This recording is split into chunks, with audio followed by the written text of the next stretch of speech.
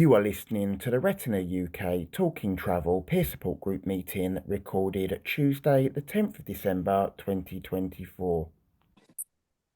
Hello everyone and welcome to the Talking Travel local group. It's Tuesday the 10th of December 2024.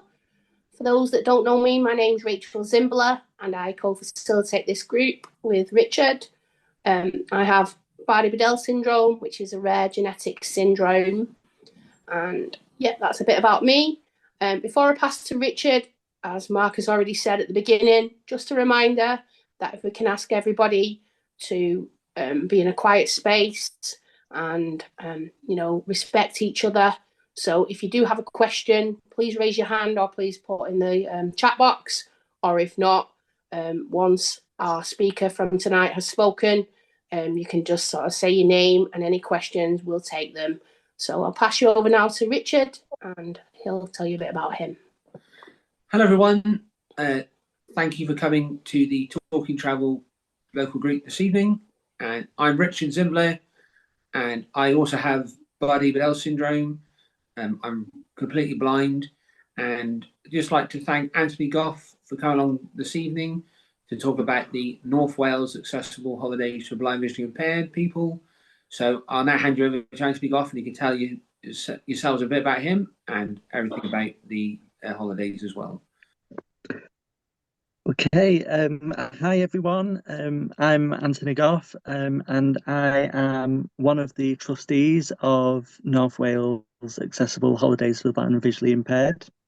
About 2 years ago now, I was doing a bit of work over the summer, and it was getting on top of me a bit. It was very fast-paced work. I work in performing arts, and it can be very long hours, and I just fancied, and I needed a break. I needed a holiday, and so I did a bit of research. Contacted a friend of mine who put me in touch with a chap called Nigel Garry, and Nigel Garry and his wife set up back in 2017 the charity North Wales Accessible Holidays for Blind and Visually Impaired, with the aim and ambition to invest in a fully adapted static caravan on the coast of North Wales in Rhyl, Rhyl and Prestatyn, I should say.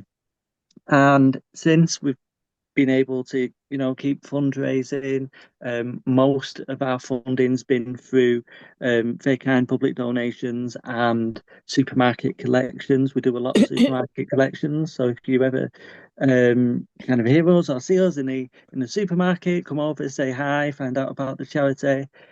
I want to point out that none of our charity staff they're all volunteers. Nobody takes a wage from the charity, which means that everything that we fundraise goes straight back into providing holidays for blind and partially sighted people. Now, usually we do at least about 6 means tested free holidays a year, so that's a full week in one of our caravans in North Wales.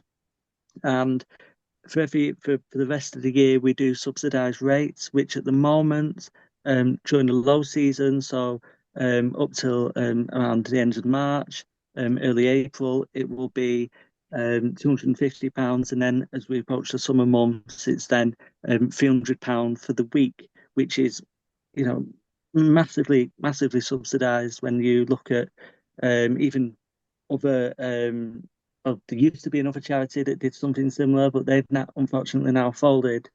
But even in terms of the pricing, we've been managed to keep our pricing as low as possible because of the fundraising efforts that we do all year round. So when you book on a visit, one of our holidays, you'll be put in touch with Nigel and Karen, who will either send you an email or will communicate with you over the phone.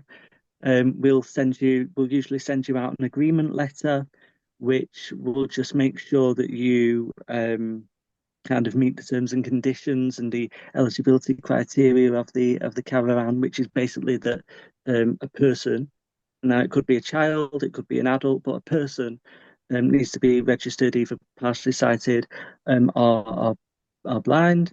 And if you've got that registration, we might ask for that. Don't worry, it's not stored. It's just for our kind of means testing to make sure that everybody who benefits from the caravan are people who are eligible to do so. So basically then, once you've sent that evidence to us, we'll then ask for your deposit and payment in full, usually within 4 weeks of your actual break. So usually within 4 weeks of your actual holiday. So what's great about it is if you can book really in advance, it means you can actually do a bit of saving if you feel like you need to save up a bit. It might be for spending money, it might be to pay for the break. And up to about 4 weeks before the break, that's when we need payment in full. So then after that, you'll then be obviously you'll select which caravan you're in. We've got two, one at Lions Robin Hood and one at Lions Lido Beach. And both caravans, as I say, are fully adapted. They both have ramp access. And they're fully adapted for blind and partially sighted individuals, because that's our target group. We're guide dog and seeing dog friendly. Both our caravans have a spending area as well as a grassy area on both caravans as well. Both caravans are slightly different vibes, so it depends kind of what kind of holiday that you're after, really. What I always say to people is if you fancy a quiet breakaway with maybe a partner or an elderly member of the family, and you want it to be a bit less fast paced, I'd definitely recommend the Lido Beach caravan, because it's much closer to the beach. It's a walk away from a beach. You don't have to walk down or across any major roads to get to the beach either. And so it's really easily accessible. The Lions Robin Hood on the other hand, is much more kind of geared towards young families, probably younger people as well, because again, it's closer to real town centre.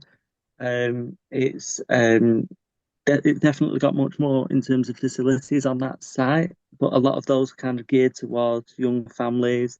So the site has a splash zone with a newly renovated swimming pool. I believe they've now got a sauna in there as well. But they've got a spa on site. There's what else is arcades. We've got miniature golf. They've got several bars. We've got a sports bar. We've got a cabaret bar, and I certainly made good use of both, as well as the Irish bar, which was great on a Friday and a Saturday night for karaoke. If anybody out there enjoys karaoke. And so yeah, it's just it's a really great charity. And yeah, when I first kind of approached Nigel and Karen, they was both saying that, and I don't think they'll mind me saying this, they were kind of worried about the future of the charity and where it might be in, say, 3, 4, 5 years time. And so I said to them, well, what if I come on with a friend of mine and we join the board? And that has by far made the future of the charity more secure by us being there.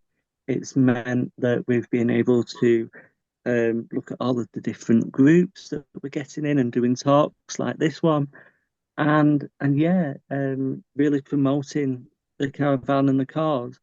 Earlier this year, back in September, I loved the charity so much I jumped out of a plane for them.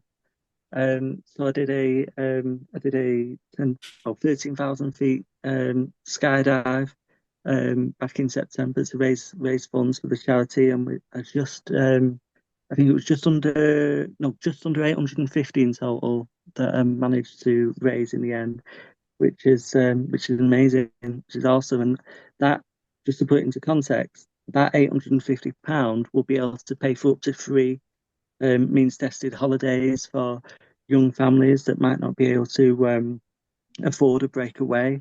We really do see our holidays as vital to the community, to especially young families, to give them opportunities to have breaks in the summer months. And it's just so important that this charity continues, and we can only really keep it sustainable by making sure we're constantly raising awareness of the charity and saying, that we're here. The booking for new holidays, so into next year, will be opening in the new year. And what I would say is try and book early, because they get booked up really quickly. Um, in the early days, the charity, it was actually fundraising and funding that we was struggling with. Now it's actually being able to meet demand and having to kind of say to people that, unfortunately, we just can't meet demand, or we just there's none of the caravans available on the week you want to go. So definitely advise to book early, so that you're not disappointed. Um, and I think I've covered pretty much everything in terms of what I kind of need to say. But what would be good is if anybody's got any questions, and that can be about the booking process, it can be about the holidays, it could be about some of our terms and conditions. So, for example, um, prior to your holiday, we'll just ask you to sign a agreement, and all that agreement says is you basically um, take care of, in as much as you can, the caravan.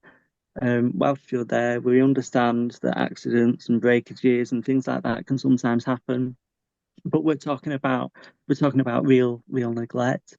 What I would say, unfortunately, is we've had a few people quite recently who have left the caravan in not a very nice state, and that obviously then that not only increases the cost to us in terms of making sure that repairments are made, making sure that additional cleaning is done, but it also impacts potentially the next person coming into the caravan. So we always ask people to respect that whilst you're there, yes, the caravan's yours and yours to use, but please bear in mind that those facilities are going to be used by others, hopefully a long way into the future. Some of the adaptations we've got, as I mentioned earlier, we have a pen for seeing dogs and for the guide dogs at both caravans. We have tactile markings on the floor on the outer of the caravan. Both caravans have ramp access. Both caravans have an outdoor seating area. So if like, especially in the summer, doing some al fresco dining. Um, both caravans have a large living room, lounge area. Both of those, we have a pull-out bed in both of those, so we can cater for up to 6 people in both caravans as well. Both caravans are a two bedroom.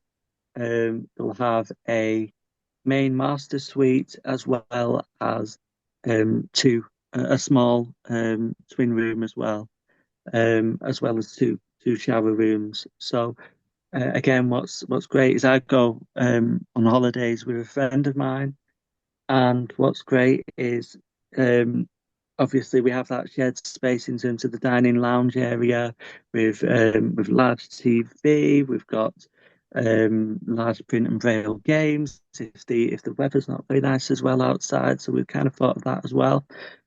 And yeah, we just hope that if you ever fancy a break in North Wales, whether it's during the spring, summer, autumn months, give us a call or contact us via email. That'd be great. Has anybody got any questions about the breaks away that we do?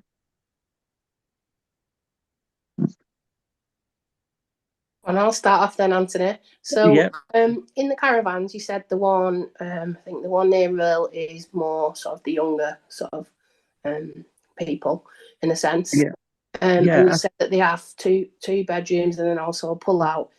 Can you have, so if you went with like a group of friends, can you all be, do you have to be couples or can you be mixed sex or all the same sex or anything like that? Is there any stipulations?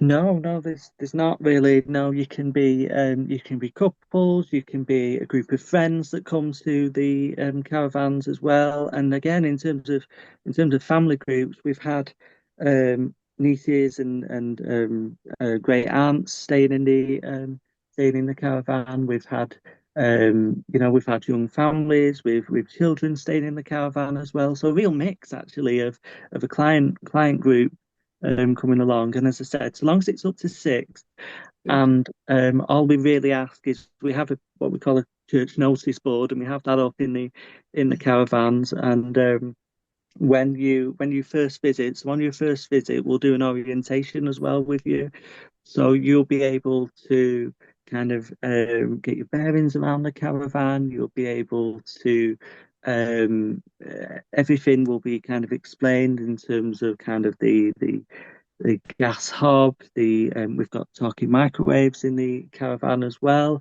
as a non-talking microwave just for additional cooking use. Liquid level indicators. We've got high contrast coasters that we have. There's really we're always thinking about things as well. And again, what we'll always say to people is if you come to one of our caravans and you feel that there's something that's needed or something that we've not addressed, all you have to do is give us a call, and we'll either make sure that gets addressed, or if it's something quite big, we'll try and do our best to put it into place as well. One of the things that I've found that's been quite astounding, really, in terms of the charity, is that the cost of living and the prices have gone up so much. And just over a year ago, we had to put both rates up by £50. So about a year and a half ago, our top rate was £250 for a week, and we've had to put both rates up now by £50, and that's just to cover the additional cost in terms of the gas canisters, in terms of the heating costs, the water, the site fees have gone up as well, and so we've really had to be managing all of that whilst trying to keep the prices as low as possible so that we can meet the needs of our clients. No, it sounds really, really good. And for a holiday Monday to Friday in a caravan that sleeps 6 people, it's very, very, very reasonably priced. Yeah, it's great, and actually it's 7 days a week we do. So we do 7 days a week. Usually you'll turn up on a Saturday, so it'll be Saturday to Saturday, and you'll leave Saturday morning. Wow, that is very, very, very good, isn't it? Yeah. Where can you get an holiday for a week for that exactly. price? Yeah. And what I would say is everybody on site's really, really friendly as well. One of the bonuses that we kind of have, because we've worked with the kind of site managers, so the owners at Lions are a really lovely family that have supported the charity for many years. And we've kind of got an agreement to that with them. So any site facilities where usually it'd be an additional cost to a member of the public, in our caravans, those are included, and so you don't have to pay any extra to access any of the on-site facilities as well. Oh wow! Yeah. So just to ask Anthony, because I've looked at the website for a long time and I've wanted to do it, but the thing that for me with being completely blind is how easy would it be to get from the caravan on the Robin Hood site to like where the bars and the other facilities are? So easy. So it's actually easier than it used to be. So earlier this year, we upgraded one of our caravans, and we traded it in for a newer model. And so the one at Robin Hood is bigger than our previous caravan there. It's got much better access to the bars, to the clubhouse, as well as the sports bar, the Irish bar, which was a particular favourite of mine. Um, and yeah, very very close by. It's literally, if you would take, you leave the caravan going down the ramp. You'd walk forward, you'd take a right, you'd take a very small left, and then a right again, and walk straight down. And if literally just going straight down in a line, following the road, and you will come across both the splash zone on your right hand side, and then the sports bar and the Irish bar on your left hand side. That's coming from the caravan. Really, really close by. And then to get to the main clubhouse again, you just carry on walking forward, um, take a um, take a sharp right, and then carry on straight down.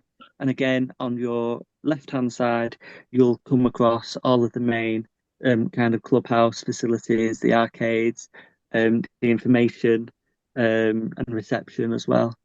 So yeah, it's really, really easy to kind of navigate, and it's even easier now than it used to be. And what I would say is, again, if you've got any concerns about that on our first day in terms of orientation, we'll help you. We'll help you with that as well. So Karen or Nigel will be able to guide you to where the facilities are, so that when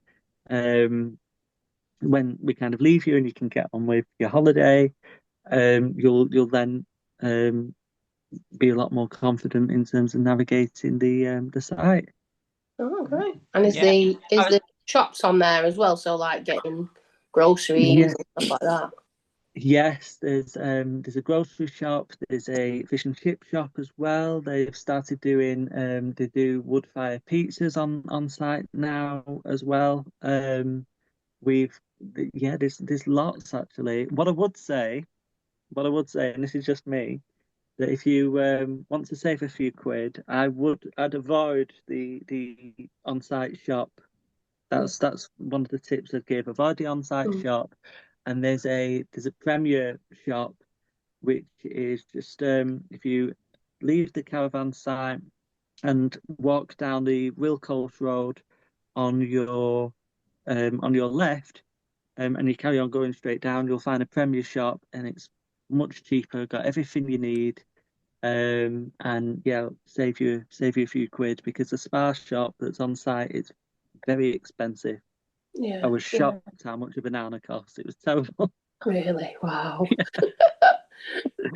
Yeah. I think we had a question. Was it Paul? Yeah. How did you know that was me? I was just tapped the mic. See, I heard your voice before. Oh, sorry. Yeah, it was. Yeah. I was just gonna say, because I'm on my own. I'm not. If I was to call on my own, would it be accessible, or would I need someone with a bit of sight with me, kind of thing, or do you do any guides, that kind of thing? Because I've been on holiday on my own before, but that was different. You got paired up with buddies and that, and someone to help you around things. So unfortunately, what I would say is we can't, because obviously we're constantly fundraising for the rest of the week. We can't provide any kind of form of guide or volunteer guides. So I definitely recommend, unless you're very, very confident, and you kind of start coming on a regular basis, and then obviously get used to the site and where everything is. I would say, certainly the first time you come, I'd probably recommend coming with a friend or a family member, or even support. I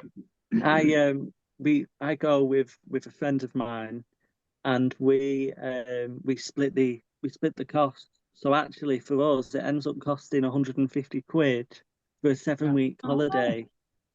Which so if you was kind of thinking about doing that, that's something I definitely recommend doing. You know, if you've got a friend of yours, say to them, because I don't know many people that turn down especially in the summer, a break for 150 quid. You can't go wrong, can you? I love that. I love that part of North Wales. There's something about it, and all the childhood memories of Rhyl, what it used to be, and Oh, it's you know, and it's this is the thing. It's on the up as well, Will. It gets a bit of a bad rep, but it's definitely on the up, and investments being made there, and they're doing new cedar fences there, and the beach in the middle of summer there. You could be on the Costas. Seriously, it's really lovely kind of golden sands. Because I love I love the water as well. That's my go-to. Something like that. And hopefully, let's hope we have a good summer as well. Unlike this one. Well, exactly. Totally, This summer, I'd have to say. I mean, we went in July, and unfortunately, the British weather just wasn't on our side. This time round. But the first year we went at the start of September, first week in September.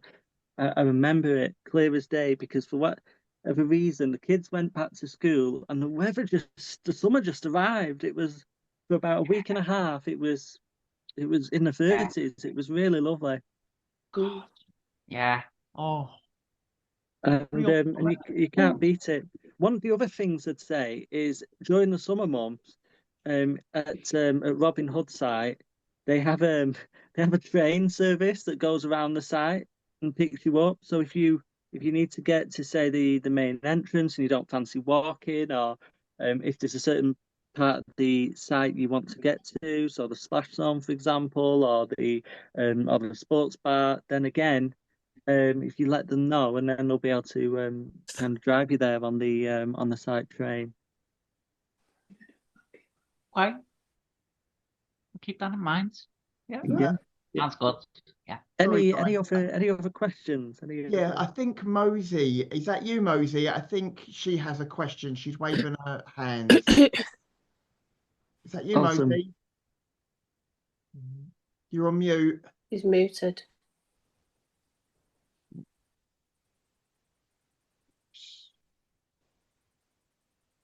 While she's unmuted, I've got a two-part question.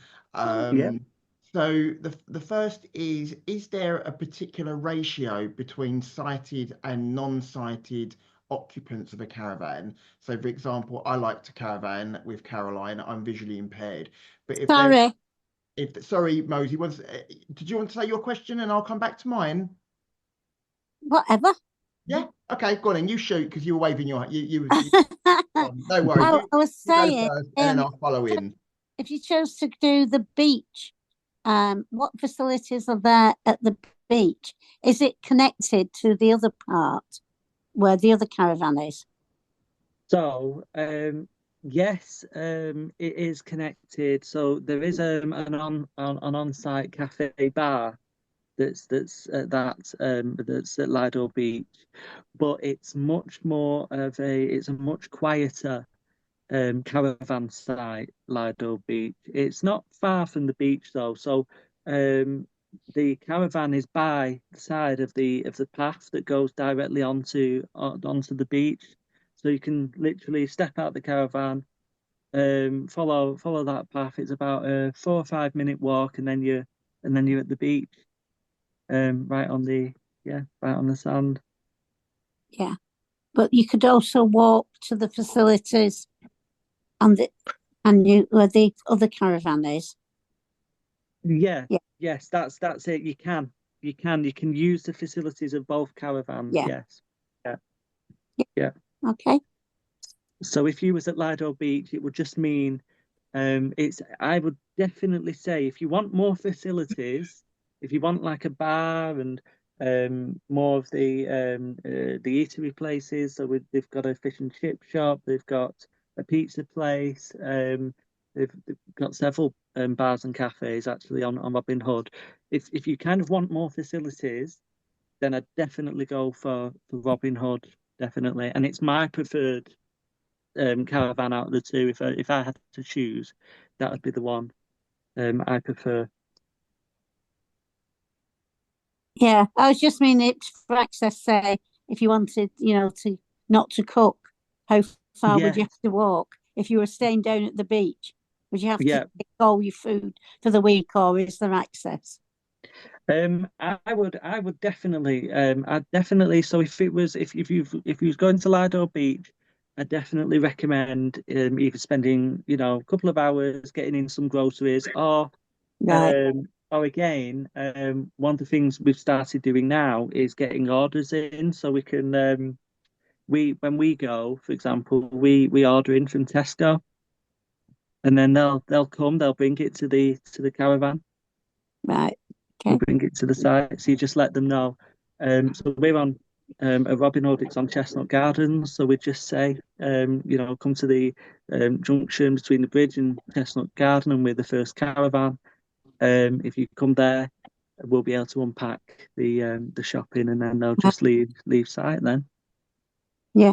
And are there other caravans on the beach, or just that one? So what in terms of what we have? You have one caravan. Are there other caravans there? Is it just one caravan on the beach? Oh, no, it's not actually on the beach, but it's on the near the path beach. down to it's near the beach. Yeah, there are other caravans on that site. Yeah, there's other caravans on both sides. Yeah, right. And Robin Hood is definitely the larger caravan site. It's quite a big caravan site, that one. Oh, right, good. Right, thank you. So, yeah. Sorry, yeah. We like to sort of caravan holiday, but we'll go away with our friends. You say that they seat up to 6. If I'm the only visually impaired and there are 5 people that are not visually impaired, is that still okay? Or do you prefer like a 50-50 ratio, for example, of sighted and non-sighted? Or is it just got to be at least one person is non-sighted? Yeah, so it's at least one person. So ideally the person making the booking, because what's important to us is even if it's just the one person, it means that the facilities within the caravan are actually far, far more accessible as what they'd be if we hadn't have made those adaptations. So yeah, definitely that's fine. So long as you're the one making the booking and the inquiries and everything, and as long as the booking's in your name, then definitely. Brilliant. And the second part of my question is, you mentioned about sort of guide dogs being welcome. I don't have a guide dog, but I do have 2 domestic dogs. Are they welcome in the caravans? So we get this a lot, and unfortunately, the answer is no. And the only reason why we say that, and it's not down to us, it's just down to the site and the rules that they have on site. And so, unless you was an owner of one of the caravans and the site that it's sat on, then domestic dogs aren't allowed, unfortunately. But service dogs, guide dogs, any assistance dogs are definitely allowed. Yeah. Sorry about that. It's a question we get asked a lot. So are there any dog-friendly caravans anywhere on the Robin Hood site, or is it just not a dog-friendly park? So again, if you was to inquire yourself, I believe that so long as the person that's renting out the caravan has said that pets are allowed, it should be fine. There are several owners on site that do have dogs and take their dogs away with them kind of on weekend holidays. Obviously what we do say is that we can't do that, but and we can't control what prices they're going to charge as well, because that would be a separate booking. So you're probably, if I'm being honest, you're probably looking towards the £1,000 for a week in high season, maybe a bit more price range. as opposed to our £300. Thanks very much. No, Yeah.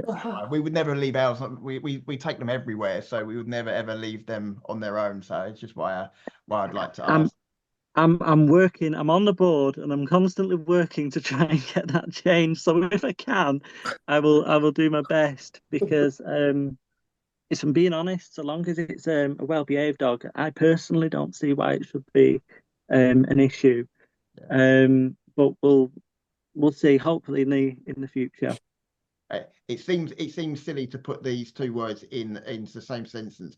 They are well behaved, but they are Springer Spaniels. I don't know if I can actually put that in the same. Oh my gosh. Oh, they are a little bit wired, bless them, but they are very, very well behaved. Yeah. There's it made me laugh, because where the old Robin Hood caravan used to be, there was an owner who owned the caravan next to ours, and they had a little Frenchie. And every single morning when my friend's guide dog was going out and spending, all you could hear was this Frenchie, and it was only small.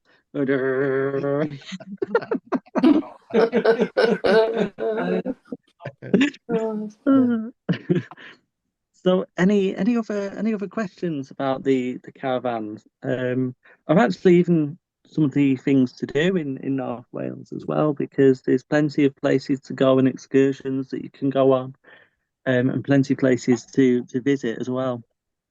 Yeah. And that's good. You were saying, Anthony, that a bit like a Tesco grocery delivery, you could get that to the caravan. Yes. I believe Tesco and Morrison's deliver to site, and we're trying to work with Asda to get those to deliver to site, because at the moment they only deliver to what we call the Lions, which are at the front gate. So again, I definitely recommend inquiring about who you're booking with to make sure that they actually can come onto site, and they do on a regular basis. Yeah. And just takes the stress out of doing a lot of shopping as well. Yeah, and carrying it all with you, innit, in your bag, in your suitcase, or your rucksack, or whatever you're going to bring. Exactly. But there's plenty to do. There's plenty to do in North Wales and Rhyl, whether it's a shopping trip into Rhyl or Prestatyn. They've got quite a nice shopping centre now in Prestatyn as well, with Next and M&S, and really great retail park there as well. Just literally just a stone's throw away from the beach. I can recommend Old Colwyn as well. Old Colwyn Bay, lovely, really lovely beach. Got some really lovely smaller independent shops. So if you kind of like going around smaller bookshops or independent stores, antique shops, and having a wander around those, Old Colwyn Bay's got lots of those. And then it's again, because it's right in between Prestatyn and Rhyl, it's really close to both train stations actually. So easy access, whether you want to go back towards England and kind of have a day trips to Chester, which is what we did, or go to the west and visit Llandudno, or even further afield. Unfortunately, Anthony, Llandudno got quite battered by the storm on the weekend, so they got to clear up some of the stuff on the prom, I think. Yes, yeah. Well, hopefully it'll be sorted and back up to ship's shape by the time we get to the summer. Yeah. It's a shame really, because they've been working on those sea defences for a long time, especially along that Rhyl Coast Road. It's been a while, so I'm just hoping that they've managed to stay off a lot of the water. Mm. And how far away is it from the train station to the caravan sites? Is it far? So Lido Beach is a lot closer to Prestatyn train station. It's probably around about 10 to 15-minute walk, if that. And again, from Prestatyn, you're probably looking at maybe 25, 30-minute, possibly even 40-minute walk, but to Robin Hood from Prestatyn. But what I would say is, again, when you visit us, we now have a car that can do pickups from the train station. And that was provided. Oh gosh, what was it? The Jim Radcliffe Foundation helps us purchase the car, and so we can now do pickups from any of the train stations, actually, whether it's Rail or Prestatyn. Prestatyn's probably better because it's got a larger car park, and it's actually slightly closer as well. But yeah, we can do pickups from either. Oh, that's really, really, really good. Yeah. Can I ask another question? It's Mosey again. Yes, Mosey, yeah. Is there a bus service that say goes to Rhyl or Prestatyn that visits the two sites? There is, and it's Aviva Buses Wales. So what I would recommend is downloading the Aviva Buses Wales app.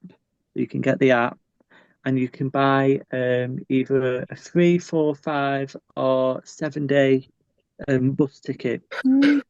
What I would recommend is, if you're going for your first day, unless you're going to travel on that day, I'd leave it until the second day to purchase your bus ticket, because what I've noticed, and I don't know whether it's the app, and I've contacted them about this, but I've noticed as soon as you book a ticket, even if you're only getting, say, a half day, it counts that day as a full day, and it counts it down.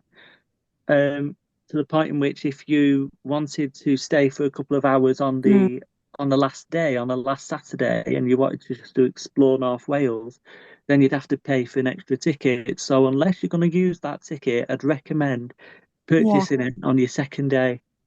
Yeah. Definitely.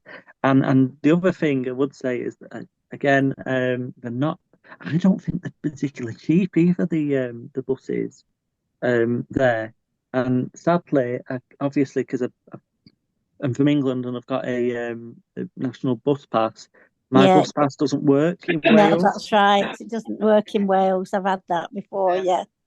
So you just have to buy a ticket, and the app has, for me anyway, been the easiest and most accessible way of doing that. Yeah. And obviously then just let the bus driver know that you might need help in terms of scanning it and that kind of thing.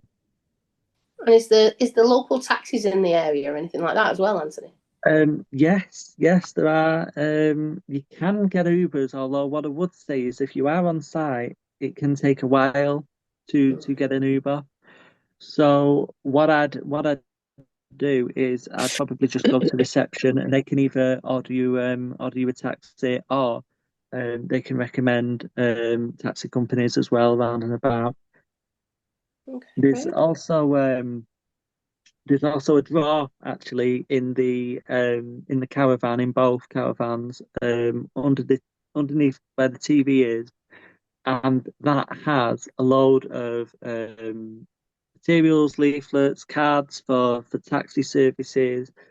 So again, if you've got an Envision app, or you use the camera on your phone, or you've got CNAI, you can use any of those and access the phone number for the taxi companies. That's good. And you said it's normally Saturday to Saturday. What sort of times can you come and go from? When you check in and check out. So check-in is from 3:00, so any kind of time after 3:00, and that's just to give us time to make sure that both caravans can be cleaned, and we can do that turnaround. Yeah, from 3:00, and then checkout. We usually ask that checkout's done by 10. Although, again, we have been known to say that, if you want to kind of store your luggage, or even if you want to put as long as it's not too much, even if you want to put your luggage in the in the boot of the car, so long as we're not going elsewhere to do some fundraising and we're kind of around most of the day, we can meet you back at either Prestatyn or Rill later in the day if you want to just make the most of the last few hours of your holiday. Great.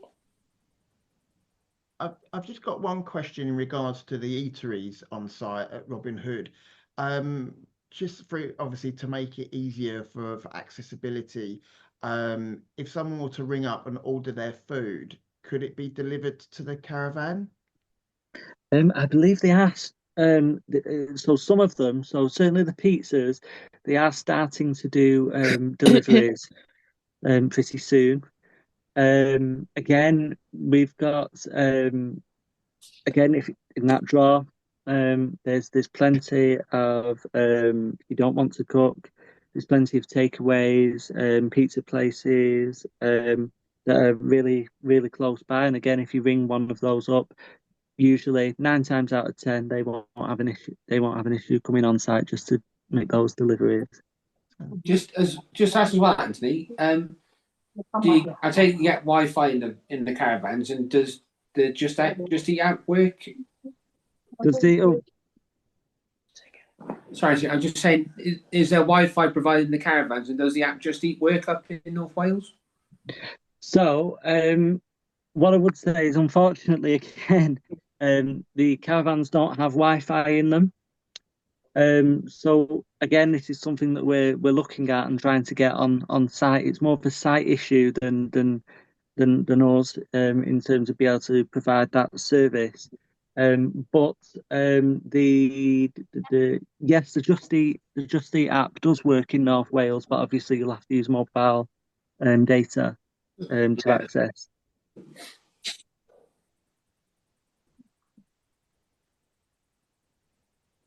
Does anyone have any other questions they want to ask to Anthony? Anyone that hasn't asked anything, want to shout out or anything?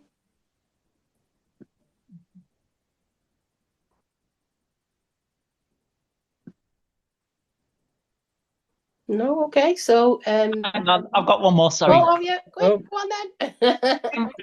Yeah, because everything now is going online, or they want you to go online. Is there a phone number?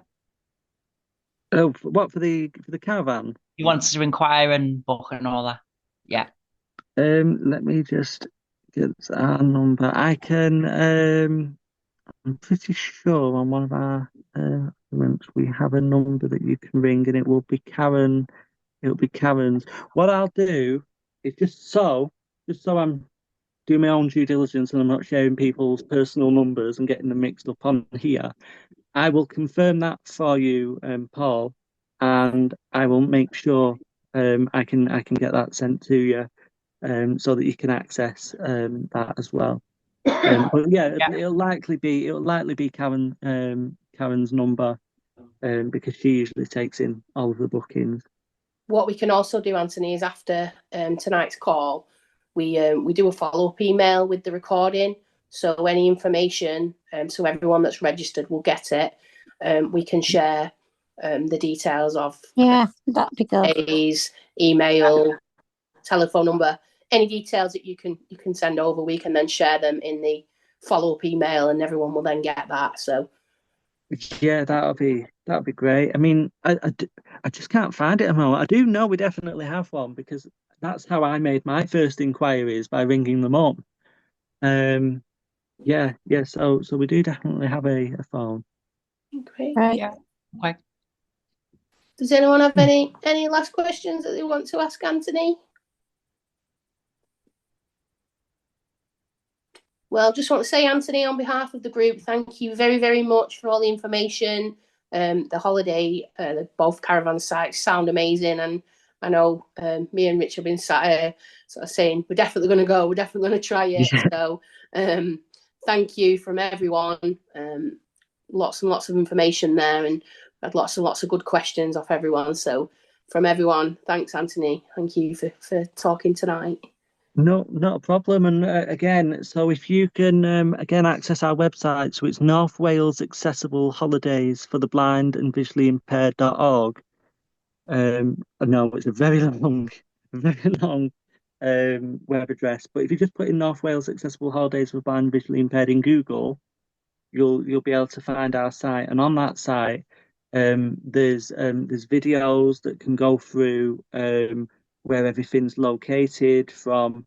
I know Nigel's done a walk from Prestatyn train station down Bastion Road and to Lido Beach Caravan. We're going to be doing something similar for Robin Hood very soon. And again, he does a walk around of both caravans as well to give you an idea of the space, what the caravan's like, kind of just to give you a sense of orientation before you even kind of come along or make an inquiry. So I definitely recommend those videos as well. That's great. Thank you Awesome. for that information, Anthony. It's been brilliant. No worries. Thank you, Anthony. Thank you, Anthony. So we've probably got so we're just going up to 8 o'clock, but we will stay on for like 5-10 minutes. So if anyone wants to share anything else, any other questions that you've got about mobility or traveling in general, traveling, whether it be the UK or abroad, if anyone's got anything they want to share with the group, this is the opportunity. So shout up. Have you got anything on YouTube about of your accessible holidays to have a look at? Yes, I do believe we do have a YouTube channel. Let me just get the so okay. Again, what I'll do just to make it easier is I'll put together a pack including the phone numbers, contact details, and I'll list all of the links as well to all of the different videos. So we've got obviously one for Lido Beach, one for Robin Hood. That'll give you an idea of the site as well. And we've got a few that kind of look at very specific things. So certainly one of the newer additions to our Robin Hood site is actually the pen for seeing dogs that's just adjacent to the caravan. So yeah, I'll make sure I send you all of those details. That's great. Yeah. I've actually got a question, mate. Go on then, yeah. So I went to London fairly recently, for work. Yeah.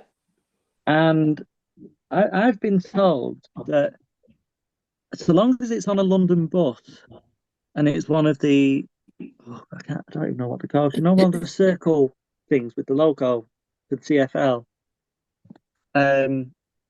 I've been told I can use my bus pass on a bus in London because it's within England, isn't it? It's in England. It's national. London is, Several times now, when I've come to try and use my pass, I've been told I've either got an error thing on the card machine, or I've been told you can't use that here, and that's it. Really? So, it should be for the whole of England, though. Well, exactly. I've been to London, not recently, probably last year, and we went on the buses because they've got the talking on, haven't they? And, we had to tell them to turn it up because it was that quiet. Like, what's it saying? Where are we? We haven't got a clue. But the four of us, we all showed our bus passes, and we all got on perfectly fine. There was no issues with the passes. So unless they see your name pop up and I'm only kidding, by the way. It's nearly 2 years ago, so I have to change the rules. I honestly don't know. Maybe it's just me unfortunately getting maybe a few grumpy bus drivers, but my bus pass hasn't changed and it's not due for renewal until I think 2025, so next year. So I've got time on my pass.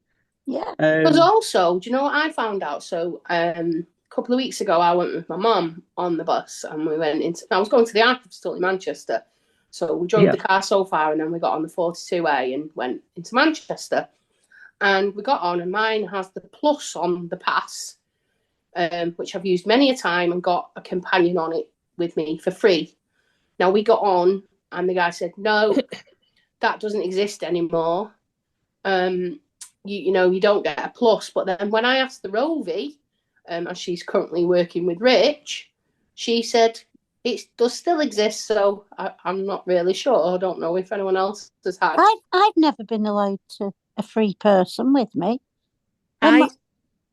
Sorry, Mosey. Yeah, I've got the bus with a companion several times, and they've always had to pay. Have you got the pass that lets you on any time of day or night? I've got the plus pass, yeah. Whereas you see, mine's different. I've got the same pass as you, Mosey, and I've been on the bus with somebody else for free. Yeah. Yeah, but Catherine, you're in York, aren't you? So well, I'm in York. Well, I'm in Yorkshire, but I've used it in my village, Rich. I've used it to go like from Boston Spa to Wetherby, and it's been absolutely fine. Weird. Yeah, I've never ever had that happen. They let you do it in West Yorkshire because I've done it loads of times. Right. I'm talking about just in Bolton. You know, just getting the bus into town. That when I've been with somebody who doesn't have an OAP pass or a senior, they've had to pay. Yeah. My friend who's a few years younger, she's still had to pay when we've got the bus into I've not gone very far with it, Mosey, but I've gone, say, from my village to the next town, which is about 10 minutes, and I've never had to pay for either of us. Yeah, I'm just amazed at that. Yeah. I never knew that. I will next time. Perhaps it's just the bus driver. I wouldn't have even thought to say, "Is my companion is it free?" She just pays. So if you me not being aware of that. Yeah, and I think because like my mum's over 65, so she's got the OAP concessionary pass, but hers doesn't start till after 9:30 in the morning, where mine is any time of the day. So I'm not sure. Maybe it's where you live or what postcode lottery. Yeah. Who knows? Yeah, because mine's the plus pass because I've no sight at all. Yeah. Yeah, definitely. All right. Oh, I'll look into that. It'll be interesting to see because I've just applied for my bus pass from moving from Wales to England. It'll be interesting to see when I get my bus pass if it has the plus on it. Yeah, well. It's interesting because it's like sometimes they just pick and choose, don't they? And it's very random on what they'll allow and what they. This is where you need to know your rights, don't you? Yeah, I have to say that when I first got my bus pass, it didn't have the companion on, and then I'd applied for it to begin with, and then just randomly, I think it was during COVID because I applied for mine just before COVID. They sent me another one with the companion bit on, so it was almost like they'd got it wrong to begin with because it was only a few months later. Interesting. I think I'm going to have it because I've got over down here at the TfL issue something. If you live anywhere in the London boroughs, something it's called a freedom pass. But I've never known that my freedom pass that allows me to use buses 24/7, the DLR, overground trains after 9:30, and then the underground 24 hours a day. I don't know if I can use that with a companion to get on free. Again, I've never inquired. I thought it's got the freedom. And Caroline, who's my sighted companion, has always kind of just done the tappy with her phone, and that's how we kind of get around. But I do know that I can use my freedom pass in Brighton on the buses any time of day. So if it's a government issued bus pass, then you should be able to use it anywhere in the UK. It's the same as your disability rail card. You know, you should be able to use that anywhere, actually anywhere in the UK, because I've actually used it up in Scotland. So, but then you can get a companion on with your disabled rail card. Yeah, yes, you can. You can get with the disability rail card. You get a third off of your rail card. Yeah, your companion gets a third off. Yeah. So that's right. But I've never known me to use my freedom pass. You know, with Caroline to get on free. I'm gonna have to inquire about that. But you should be able to use your. Not from Wales. Not if you have the Welsh one. Yeah. But you should be able to use your free your bus pass in London. But again, I think a lot of the times education, and I don't think drivers really understand what they're allowed to let on and what they don't. At the end of the day, if they can get more money to get people on the bus, then they'll just say, "Oh, no, you can't use it." Well, I need you to tell me I can't use it. Find it on your phone. Find it. Ring someone up. Tell me that I can't use my bus pass in this town when I can use it anywhere else in the UK. So yeah, that's what Rich was just saying then when Rich was living in Wales. What was he saying? So I could use it to go from Wales to England and England to Wales, but I couldn't use it if I was just wanting to go on.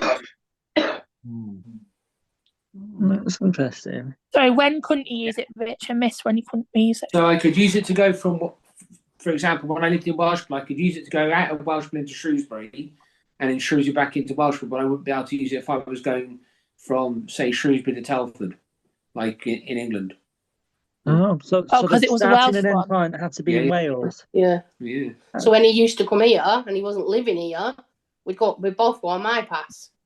Yeah. He couldn't use his. That's interesting. Yeah. But then I find the disabled, the blue badges really confusing because some places you can use them and some places you can't. Well, I know that they are UK wide because so what they said to me when I moved from Wales to England, I can carry on using my blue badge, but then when it comes to being expired, I have to do a brand new application 3 months before because of now living in England rather than Wales. And we also used it when we went to Lanzarote and Italy. We used our blue badge there. Well, so is that international then? Is that international? Must be. We used it when we went with Seawell Holidays both this year and last year. And in Sicily and Lanzarote, we were able to park for free, What? Well, you wouldn't have thought that, would you? You wouldn't have. No. No. I thought it was just in the UK. So did we, but they told us to take them with us, so we did. And we put them on the car and never got any fines when we was out and about anywhere. So. Oh, well. I actually used my blue badge as form of ID to get discounts on attractions when I was in France. I think it was on a cable car, and you know, they said, "Are you visually impaired? Can I get a discount?" And they said, "Yeah, what's your proof?" And I remember getting Caroline to send me a photograph of my blue badge, which I showed them, you know, on my phone. They said, "Yeah, that's fine." And I think I actually got 50% off of my admission to use the cable car that went up Mont Blanc. So, wow. You know, wow. You just sometimes if you don't ask, you don't get. No, that's right. No. Yeah. Your IDs with you if you're traveling abroad. You just never know what you might be able to get and what you can't. Yeah, we took our access card with us, didn't we, in case we could ask for any discounts. Well, just before I get going, I've just had a thought. If you're anybody like me, if anybody's like me and a bit of a daredevil, North Wales now has one of the fastest and longest zip wires in Europe. Yeah. Zip World. My friend's been on it. Yeah. Yeah, my auntie's done that. His auntie did it. You face down. You shot through with your face down. It doesn't fancy me, thanks. They've also got the one in Blind and Visually Impaired where they shoot you sat up through caves as well. Oh, amazing. Yeah. Oh, and this in the Richard, you might know this. Isn't there a place in North Wales actually that's in an old? I don't know if I think it's an old copper mine. Yeah, that's in Blind and Visually Impaired as well, where they'll actually take you down the mine. Yeah, they actually take you down. Well, they used to. I don't know if they do now, but they used to back in the day. Well, there's a place, and I only know about it because I follow travel vlogs on YouTube, and there's a place now in North Wales where you can go down into the mines, and you can stay over the night. Oh wow! In a cabin underground. Oh no! Is that our next SLC outing? Is it? No. Well, I was just thinking, you definitely won't get Wi-Fi down there. No. Well, they deliver pizzas down there as well. Oh, I doubt it. unless you get one of them. No way. Because you could get one flown in, maybe. I don't think Uber Eats will go down there. Yeah. No. It's one of them again. We'll sponsor you if you want to do any of them zip wires or zip lines. Well, do you know what I might do? I might take you up on that, Rach, because you know what I'm like. I know what you're like, Anthony. You'll be doing it. I'd rather do the zip wire than stay in the cabin underground. Yeah, me too, Rosie. Yeah. I think I'll be the opposite. Underground, that sounds like my worst nightmare. I'll go underground. You can do the zip wire then. All right. Deal. Oh well, we're getting nearly to 8:15, so we're going to wrap up. So thank you everyone for joining us tonight. Yeah, thank you everyone. Once again, thank you Anthony for such a great talk. Oh, no worries.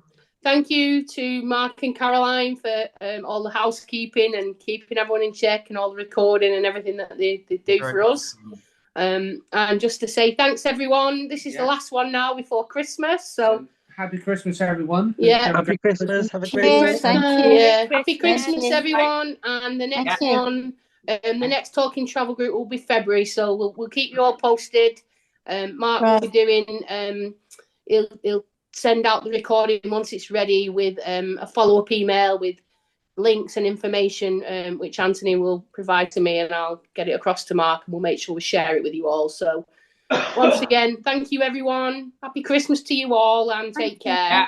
Happy Thanks Christmas a to lot. you. Take care, everyone. Happy New Year. Bye everybody. Bye. Bye-bye. Bye. Bye. We hope you've enjoyed this Retina UK peer group recording. If you have any questions or queries regarding its content, or you would like to leave us some feedback, then please do get in touch. You can contact us via a helpline on 0300 111 4000, call the office team on 01280 821 334, or alternatively, you can contact us via email at services@retinauk.org.uk. If you are interested in creating your own peer support group and assisting Retina UK to grow our peer support group network and join our amazing team of volunteers, then please do get in touch by contacting us at info@retinauk.org.uk and speak to a member of staff to see how you can get involved. Thanks again for listening, and please stay tuned for more peer support group recordings coming throughout this year. Take care and all the best. Bye for now.